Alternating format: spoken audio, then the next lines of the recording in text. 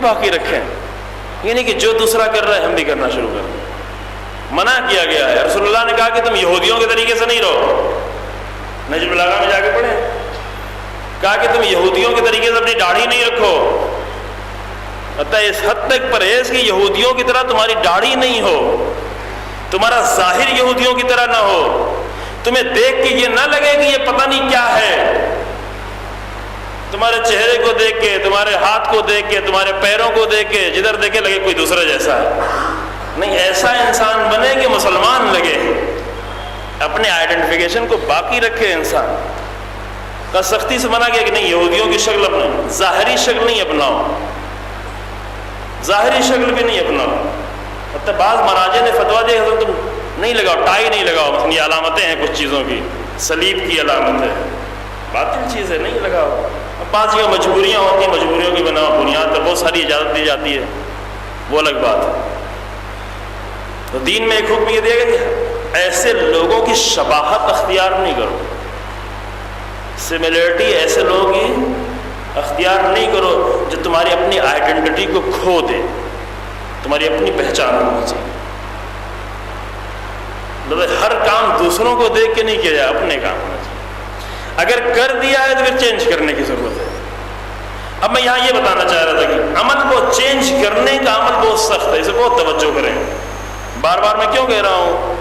کیونکہ یہ مسئلہ بہت اہم ہے، یہ کام بہت ہی اہم ہے، چینج کرنے کا عمل بہت سخت ہے، جان لینے کے بعد تبدیل کر دینا۔ اب یہاں سے اہمیت معلوم ہوتی ہے، اگر پڑھا لکھا انسان ہو تو چینج کر دیا جائے، کلچرڈ ہو تو آسانی سے تبدیل ہو، منطقی تو آسانی سے تبدیل ہو۔ رسول اللہ نے کن لوگوں کو تبدیل کیا،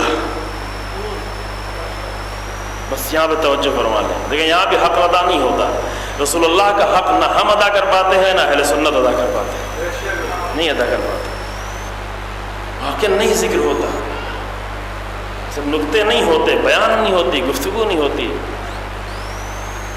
توفیق چاہیے گفتگو کرنے کے لیے۔ ابھی اس سال ماہ رمضان میں فرصت ہوئی، اللہ نے توفیق دی، 10 دنوں تک رسول اللہ کی سیرت پر گفتگو کی گئی، یعنی خود مجھے بھی بہت لذت کا احساس ہوا، مجمع بھی بہت اچھا لگا، نیٹ پہ موجود البتہ وہ انٹرنیٹ پہ ساری تبدیلیں۔ رسول اللہ نے کیا کیا ہے کبھی ہم توجہ بھی نہیں کرتے کہ کیا کیا ہے، امام صادق علیہ السلام نے کیا کیا ہے۔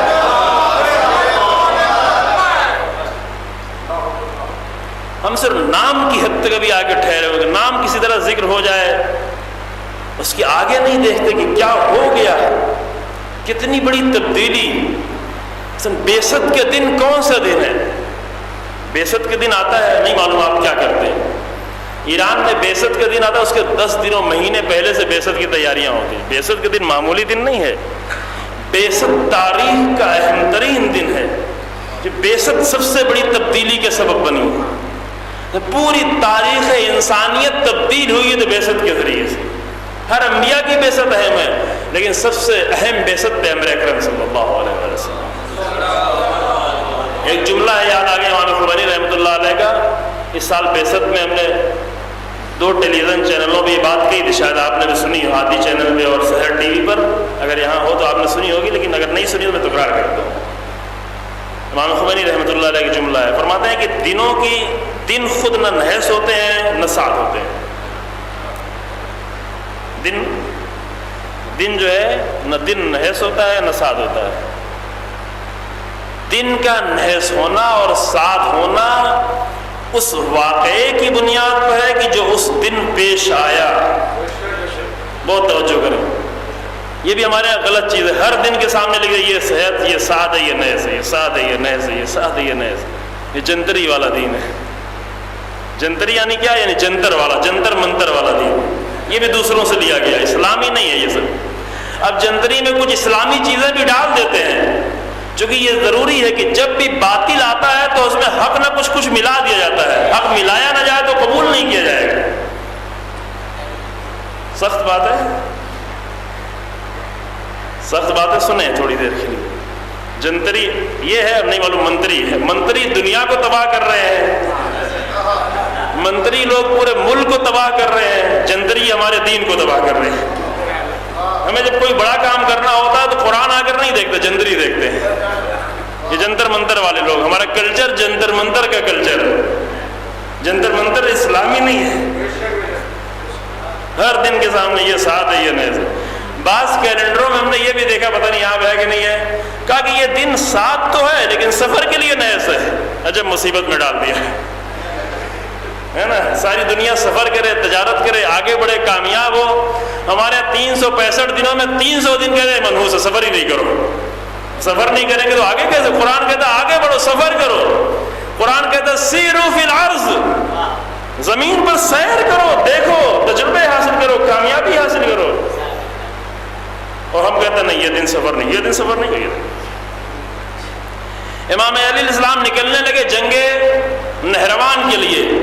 ایک شخص آیا کہ اے علی ابھی اس وقت نہیں نکلے, ستارے صحیح نہیں ہیں, آپ ناکام ہو جائیں گے. کہا تجھ پر تیری جو تصدیق کرے وہ کافر ہے.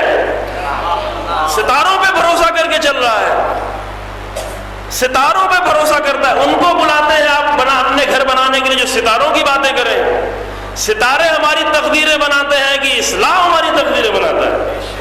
وہ لوگ جائیں ستاروں والوں کے پاس جن کے پاس اہل بیت موجود ہیں. اللہ اکبر, اس سے بڑا ظلم اور کیا ہوگا. باتیں سخت ہے لیکن کہی جائیں گے, سخت باتیں کہی جائیں گے. ستاروں والوں کے پیچھے وہ بھاگے ہوئے ہیں جن کے پاس اہل بیت موجود ہے, ستاروں کی تقدیر بدل دیتے ہیں.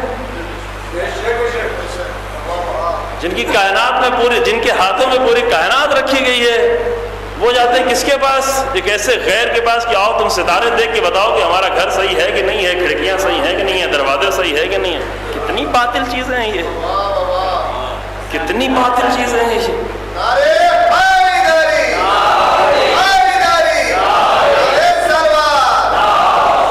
جو اس لیے کہ توحیدی کلچر نہیں ہے جو کل آپ کے سامنے پیش کیا.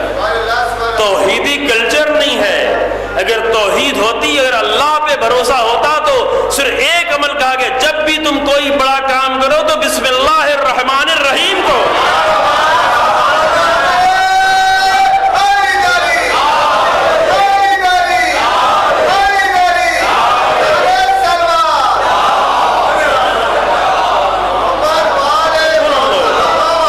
روایت کا جملہ یہ ہے, کلو امر ذی بال لم یبدا بسم اللہ فہو ابتر. ہر اہم کام اگر اللہ کے نام سے شروع نہ کیا جائے تو وہ باطل ہے, ختم ہو جانے والا ہے. وہ باطل ہے. کس کے پاس جا رہے ہو؟ اللہ کا نام لے کے کام شروع کرو. پھر جو آنا ہے ٹھیک ہے, ممکن انسان کے امتحان لیا جائے, ممکن سختیاں ہیں, سختیوں سے گھبرانے کی ضرورت نہیں ہے. سختیاں آئیں تو بھی اللہ کی بارگاہ میں انسان جائے, غیروں کی بارگاہ میں نہیں جائے. یہ شرک ہے, یہی شرک ہے. بچائیں اپنے آپ کو, عورتیں اپنے آپ کو بچائیں ان کاموں سے. عورتیں اس میں زیادہ گرفتار ہو جاتی ہیں, خدا بچائے ان سب کو. کہا کہ دن کوئی ساز نئے سے نہیں ہوتا, یہ انسان سعد اور نحس ہوتا ہے کہ دن کو سعد اور نحس میں تبدیل کر دیتا ہے. امام علیہ السلام کو پتا ہے کہ یار یہ آپ نہیں جائیں, اس کو باہر نہیں نکلیں, آپ ناکام ہو جائیں گے. کہا واہ ہو, نہج البلاغہ جا کے پڑھے ذرا, واہ ہو تجھ پر جو تیری تصدیق کرے. اس نے کفر اختیار کیا, وہ جہنم میں گیا. جملہ یہ جہنم میں گیا, لمبا جملہ ہے, جہنم میں چلا گیا. نکلو باہر, نکلو, اللہ کا نام لے کے باہر نکلو. تقدیریں لکھنے والی ذات اللہ کی ذات ہے, نہ ستارے ہیں, نہ ستارے ماننے والے ہیں. یہ دن اور وہ دن اور ایسا ہو گیا ویسا کچھ نہیں. ہر دن کے سامنے ساتھ ہونے ساتھ. جیسے امام خمینی نے جملہ پر ہاں, سعد اور نحس 2 طرح کے دن ہیں. جس دن کوئی اہم واقعہ پیش آ جائے وہ محترم دن ہو جاتا ہے. مثلا بیست کا دن محترم ہے, غدیر کا دن محترم ہے, واقعے کی وجہ سے. دن میں کوئی خرابی نہیں ہے. دن یعنی کیا؟ دن کسے کہتے ہیں؟ دن کہتے ہیں زمین کے سورج کے پاس ایک چکر لگا لینے کو. یہی ہے تو دن نا. دن تو اور کچھ نہیں ہے نا. دن یعنی کیا؟ زمین 2 طرح کا چکر لگاتی ہے, ہمارے جوان سب جانتے ہیں بچے. دن زمین 2 چکر لگاتی ہے. یہ سورج ہے, زمین ایک چکر لگا رہی ہے سورج کی گرد سے. یہ چکر کتنے دنوں پورا ہوتا ہے؟ 365 دنوں میں 1 سال ہو جاتا ہے. یہ چکر پورا ہوا 1 سال ہو گیا. ایک چکر زمین خود ہی گھوم رہی ہوتی ہے, یہیں پر تیزی سے گھوم رہی ہے. یہ جب زمین ایک چکر لگاتی ہے سورج کی، جدھر سورج ہوتا ہے ادھر دن ہوتا ہے، نیچے کی طرف رات ہے، پھر گھوم کے ادھر آیا تو پھر دن ہوا، پھر رات ہوئی۔ زمین بھی اللہ کی مخلوق ہے، سورج بھی اللہ کی مخلوق ہے۔ نہ زمین منحوس ہے نہ سورج منحوس ہے، نہ زمین کا چکر لگانا منحوس ہے، تو نحس کہاں سے آیا؟ نہ اللہ کی یہ زمین مخلوق نحس ہے، نہ سورج نحس ہے، نہ زمین کا چکر لگانا نحس ہے۔ زمین چکر نہ لگاتی تو نہ دن ہوتا نہ رات ہوتی، یہ سب کچھ اچھا ہے، پھر نحس کہاں سے آ گیا ہر دن کے سامنے؟ نحس صرف انسانوں سے ہوتا ہے۔ انسان اگر کوئی برا کام کر دے، مثلا جس دن آئمہ کی شہادت ہے اس دن پرہیز کرنا چاہیے انسان کو۔ کیوں؟ اس لیے کہ بہت ہی عظیم حادثہ ہوا، ایک عظیم انسان ہمارے درمیان سے گزر گیا، آئمہ کی شہادت۔ جس دن آئمہ کی ولادت ہے ایک بڑا واقعہ پیش آیا، محترم دن ہو گیا۔ جس دن کوئی بڑا واقعہ پیش آیا ہے، غدیر ہے، بعثت ہے، یہ سب چیزیں، یہ بڑا واقعہ پیش آیا، اس دن یہ دن محترم ہو گیا ہے۔ دن پر کوئی الزام نہ لگائے، دن سب اللہ کی مخلوق ہے۔ امام خمینی رحمۃ اللہ علیہ نے فرمایا کہ اگر دن واقعے کی وجہ سے سعد اور منحوس ہوتا ہے تو سب سے محترم دن بعثت کا دن ہے، کہ پوری تاریخ انسانیت میں بعثت سے بڑا کوئی دن ہی نہیں۔ اب امام کی اگر بصیرت ہو تو انسان یہ سمجھے، ہماری بصیرت ہم نہیں سمجھتے۔ ہم بعثت کے دن بھی آ کے اگر ذکر کرتے ہیں صرف معراج کا ذکر، بعثت کا ذکر ہی نہیں کرتے۔ معراج بھی ایک بڑا واقعہ ہے، معراج بھی ایک بہت ہی اہم واقعہ ہے، لیکن معراج بعثت کا نتیجہ ہے، سب کچھ بعثت کی وجہ سے ہے۔ تو جو ہے بعثت یعنی کیا؟ بعثت یعنی جس دن سے انسان کی تقدیر بدل گئی۔ صرف مکہ نہیں، صرف عرب کے لوگ نہیں، پوری انسانیت کو ایک نیا موڑ مل گیا۔ بعثت یعنی ایک نیا موڑ، ایک نیا سفر، ایک نور کا سفر، بلندیوں کا سفر۔ کیا کیا رسول اللہ نے، یہ آپ دیکھنا چاہتے ہیں؟ اس سے آپ یہاں سے اندازہ، ایک مطلب بیان کروں گا، پھر امام صادق علیہ السلام کا اندازہ ہو جائے گا کیا کیا صلی اللہ علیہ وسلم، کیا کیا۔ صرف اس بات کا اندازہ کرنا ہو تو یہ دیکھیں کہ ہمیں اپنے آپ کو تبدیل کرنا بہت مشکل ہے۔ بہت سارے حق ہمیں معلوم ہوئے لیکن تبدیل کرنا مشکل ہے۔ اپنے کو تبدیل کرنا پھر بھی آسان ہوتا ہے، اپنے بچوں کو تبدیل کرنا بہت مشکل ہو جاتا ہے۔ اپنا بیٹا ہے، اپنا خون ہے، اپنی نسل ہے، اس کے مزاج سے واقف ہے، خود کھلایا ہے، خود پلایا ہے، خود پالا ہے، خود بڑھایا ہے، سب کچھ جانتے ہیں۔ لیکن جب بیٹا یہ جوان ہونے لگتا ہے اور جوان ہو کے تبدیل ہونے لگتا ہے تو اب خود چاہتے ہیں کہ اس کو تبدیل کریں، نہیں تبدیل کروا دے۔ پھر جا کے لوگوں سے کہتے ہیں، بزرگوں سے کہتے ہیں میرے بچے کو سمجھاؤ، مولوی سے آ کے کہتے ہیں میرے بچے کو سمجھاؤ۔ اپنا بیٹا ہے لیکن تبدیل نہیں کر پا رہے۔ دوسروں کو تبدیل کرنا اور بھی مشکل ہے، یہ ہم کو زیادہ معلوم ہے۔ تقریریں کرتے رہیں، مجلسیں پڑھتے رہیں، تقریر کرتے رہیں، تبدیل نہیں ہوتا، انسان تبدیل نہیں ہوتے۔ البتہ تبدیل ہونے کے لیے ایک قانون ہے کہ بات جب دل سے نکلتی ہے اثر کرتی ہے۔ اگر دل سے بات نہیں نکلے، صرف زبان سے نکلے تو اس کا اثر نہیں ہوتا۔ یہ شعر ہے، پر نہیں قوت پرواز مگر رکھتی ہے، بات جب دل سے نکلتی ہے اثر رکھتی ہے۔ البتہ یہ شعر جو ہے در حقیقت ترجمہ ہے امام کاظم علیہ السلام کی ایک حدیث کا، کہ امام کاظم علیہ السلام یہ امام فرماتے ہیں کہ ان الموعظہ اذا اخرجت من مجرد اللسان لا يتجاوز عن الاذان، اگر اچھی باتیں فقط زبان سے نکلیں تو یہ کتنی ہی بلند آواز میں کیوں نہ کی جائے، کتنا ہی مائک کیوں نہ لگا دے، سینکڑوں مائک، لیکن اگر صرف بات زبان سے نکلی ہے تو پھر کانوں تک پہنچے گی۔ یہ امام کا جملہ ہے، لا يتجاوز عن الاذان، وہ کانوں سے آگے ہی نہیں بڑھ سکتی، تجاوز نہیں کر سکتی۔ کبھی کبھی آپ ایک محاورہ کہتے ہیں کہ ایک کان سے سنا دوسرے کان سے نکال، نہیں، یہ بھی نہیں ہوتا۔ اصل اس کان، ایک کان ہی سے آگے، وہیں سے ریٹرن بیک ہو جاتی ہے، اصل کان کے آگے بڑھتی ہی نہیں ہے یہ آواز اگر صرف زبان سے نکلے۔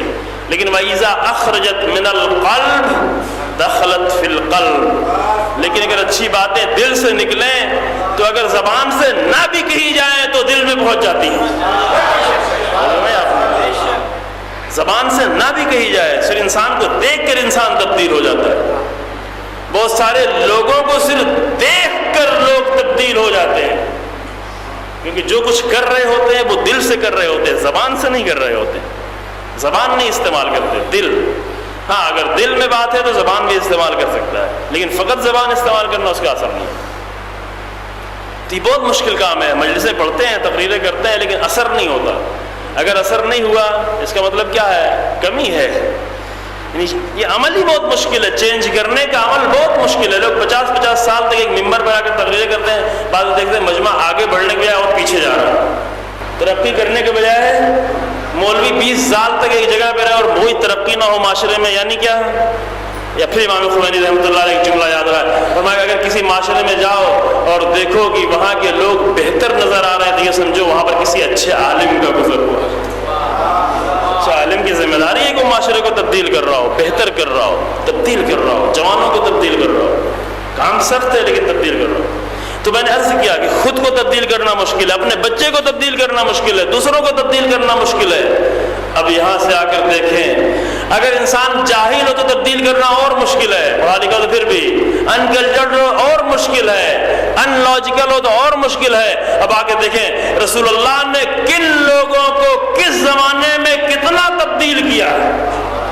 نہیں متوجہ ہو پایا، نہیں متوجہ ہوئے. رسول اللہ کو اگر پہچاننا ہے تو کیا کیا رسول اللہ نے؟ رسول اللہ نے کیا کیا؟ مدینے کو کیا کر دیا؟ مکے کو کیا کر دیا؟ کتنا تبدیل کیا. 23 سالوں میں اتنی بڑی تبدیلی.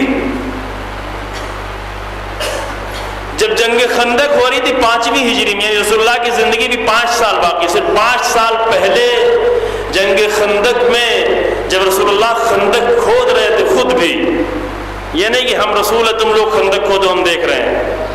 تبدیلی کرنے کے لیے ضروری کہ انسان خود بھی کرے، یہ شرط ہے تبدیلی کی.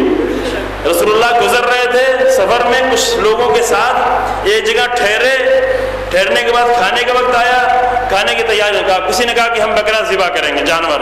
کسی نے کہا ہم اس کی کھال اتاریں گے، کیا کسی نے کہا ہم اس کی بوٹے ٹکڑے ٹکڑے کریں گے، کسی نے کہا ہم آگ جلائیں گے. رسول اللہ نے کہا ہم جا رہے ہیں ایندھن اکٹھا کرنے کے لیے، صحرا میں ایندھن اکٹھا کرنے. یہ معمولی واقعہ نہیں ہے، چونکہ آشنا نہیں ہے رسول اللہ کی زندگی سے. لوگوں نے کہا یا رسول اللہ آپ نہیں، آپ نہ کریں، آپ کہاں جائیں گے، یہاں ایندھن نہیں دکھ رہا ہے. نہیں ایندھن کا نہیں، اللہ کو یہ پسند نہیں ہے کہ کچھ لوگ کام کر رہے ہوں تو کوئی دوسرا کھڑا بیٹھا دیکھ رہا ہو. رسول اللہ کا ہمارا کا تم بکرے کاٹو، تم دوسرے کام کرو، ہم ایندھن اکٹھا کریں. خندق کھود رہے تھے. خندق میں بھوک کا عالم یہ تھا کہ رسول اللہ اور لوگ اپنے پیٹ پہ پتھر باندھے ہوئے تھے. کیوں پتھر باندھے تھے؟ اس لیے کہ اندر تو کچھ کھانا نہیں تھا، اندر سے کچھ احساس نہیں ہو رہا تھا وزن کا، تو باہر سے کچھ باندھ لے تاکہ پیٹ بالکل خالی سا نہ لگے، خندق کھود سکے. اتنا بھوکے تھے. تیسرے دن جناب زہرا سلام اللہ نے چند روٹیاں بھیجی تھی. بھوک کا یہ عالم تھا، لیکن تبدیلی کی نگاہ دیکھے رسول اللہ کی. خندق کھودتے کھودتے کھودتے کھودتے کلہاڑی بیلچہ ٹکرایا پتھر سے اور ایک چنگاری نکلی. رسول اللہ نے کہا یہ روم کی فتح ہے. روم یعنی یورپ کی فتح، اٹلی کی فتح. جو روم کے انڈر میں اس کا شام تھا، لبنان تھا، فلسطین تھا، یہ سب روم کے انڈر میں تھا. لوگ حیرت سے دیکھ رہے کیا کہہ رہے ہیں رسول اللہ.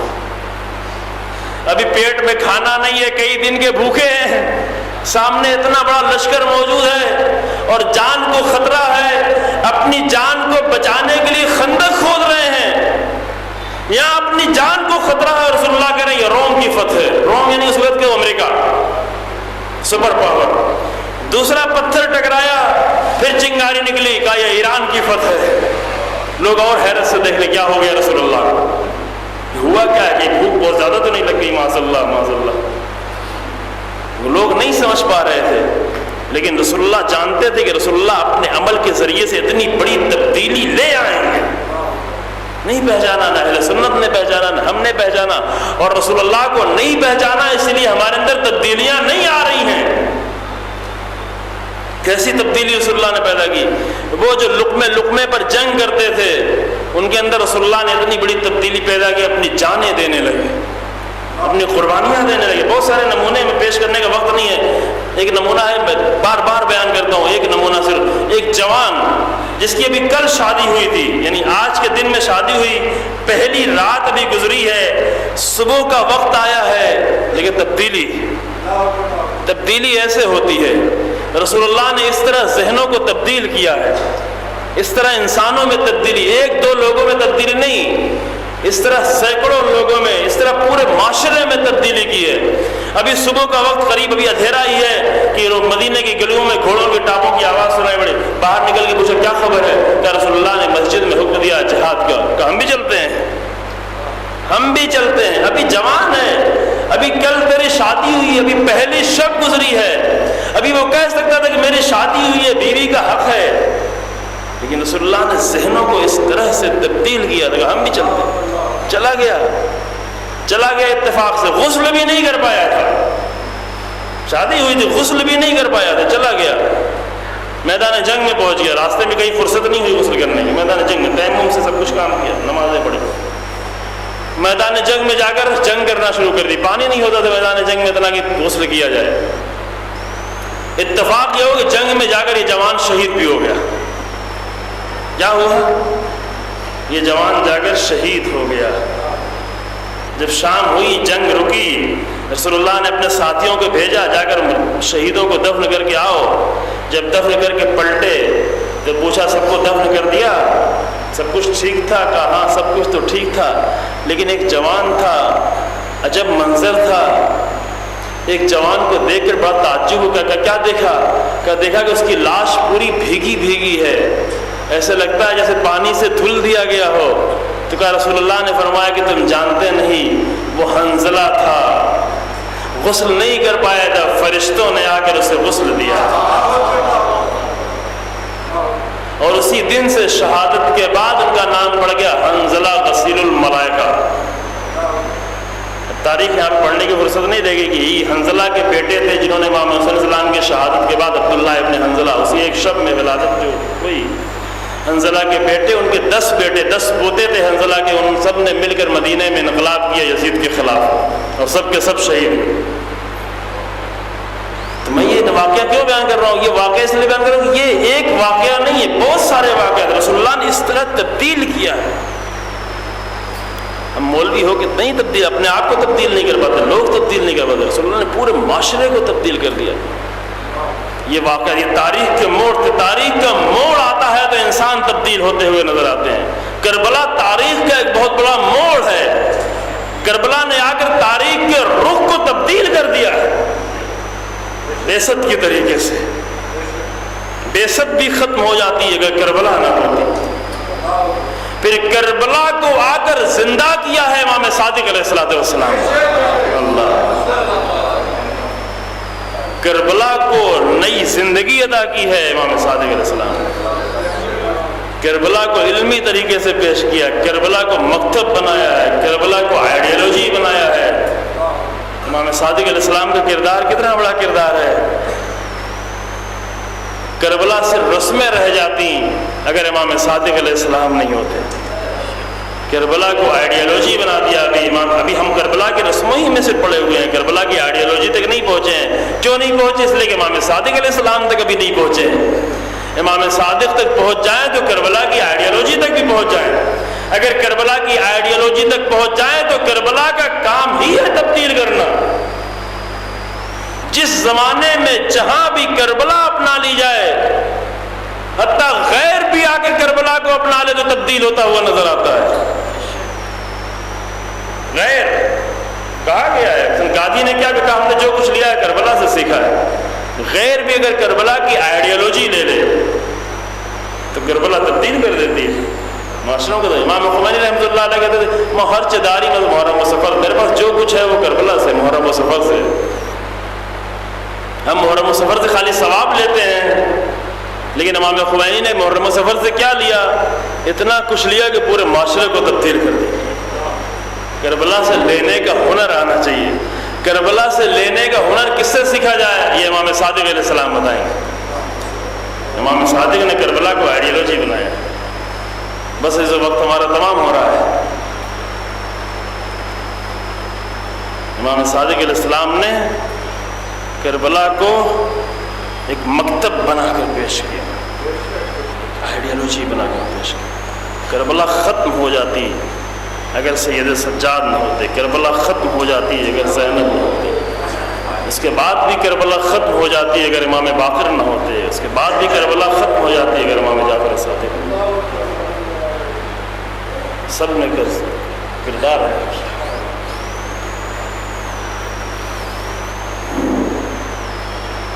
کربلا کا اہتمام کرتے تھے، امام صادق علیہ السلام کربلا کا اہتمام کرتے تھے، ہماری طریقے سے نہیں۔ انداز بھی سیکھنا ہے تو امام سے جا کے سیکھیں، نہ ہم ذاکروں سے سیکھیں نہ غیروں سے سیکھیں۔ کربلا کے منانے کا انداز بھی امام سے سیکھیں، کربلا منانے کا انداز امام سید سجاد سے سیکھیں، کربلا کو زندہ کرنے کا انداز جناب زینب سے سیکھیں۔ جناب زینب کو امام حسین علیہ السلام صرف رونے کے لیے لے کے نہیں آئے تھے، کردار ادا کرنے کے لیے لے کے آئے، کیونکہ اگر صرف رونا ہوتا تو زینب مدینے میں بھی بہت رو سکتی تھی، لیکن زینب کو صرف مدینے میں بیٹھ کے رونا نہیں ہے، بلکہ کوفہ و شام میں جا کر اپنا کردار ادا کرنا۔ جناب زینب روتی تھی لیکن صرف روتی نہیں تھی، کردار ادا کرتی۔